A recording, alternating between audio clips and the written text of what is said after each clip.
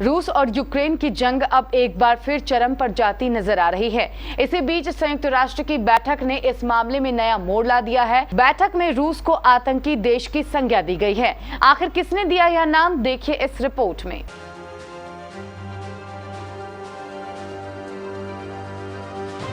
Ukraine की रूस पर बमबारी, संयुक्त राष्ट्र परिषद में यूक्रेन पड़ा भारी। अमेरिका का यूक्रेन से वादा, क्या यूक्रेन भी कर चुका है पलटवार का इरादा? रूस और यूक्रेन के बीच युद्ध तनाव अब बहुत आगे बढ़ चुका है।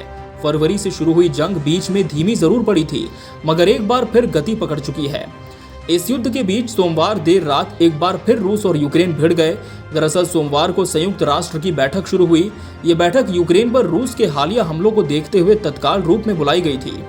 इस बैठक में जहां रूस की हमला करने के लिए निंदा की गई, तो वहीं यूक्रेन ने रूस को आतंकी देश कह दिया।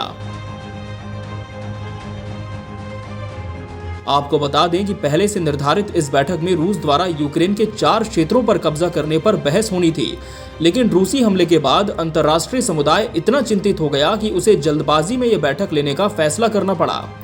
इस बैठक में यूक्रेन के राजदूत सर्गेई किस्लिया ने रूसी हमले पर बात करते हुए कहा कि रूस पर बमबारी इतनी ज्यादा थी कि उनके कुछ करीबी रिश्तेदार एक आवासीय इमारत में फंस गए।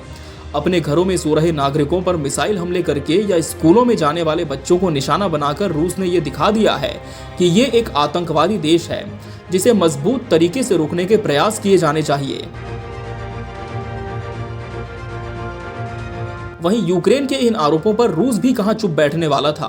रूस ने भी अपनी सफाई पेश की और कहा कि उसने भले ही सैन्य और ऊर्जा सुविधाओं को निशाना बनाया हो, मगर कुछ मिसाइलें नागरिक क्षेत्रों में धाराशायी हो गई। रूस ने आगे दावा किया है कि वो एक क्रेमलिन से जोड़ने वाले पुल को यूक्रेन द्वारा निशाना बनाने के लिए जवाबी कार्रवाई कर रहा था।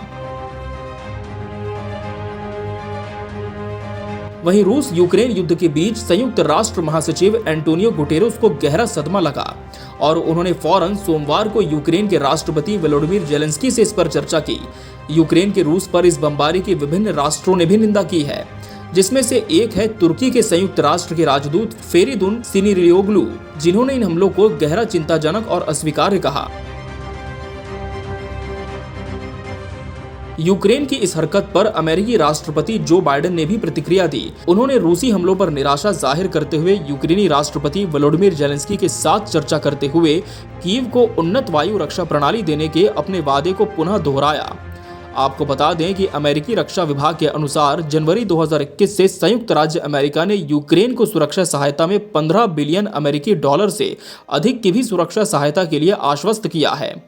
इसके बाद यूक्रेन की तरफ से भी हमले की संभावना अब बढ़ चुकी है।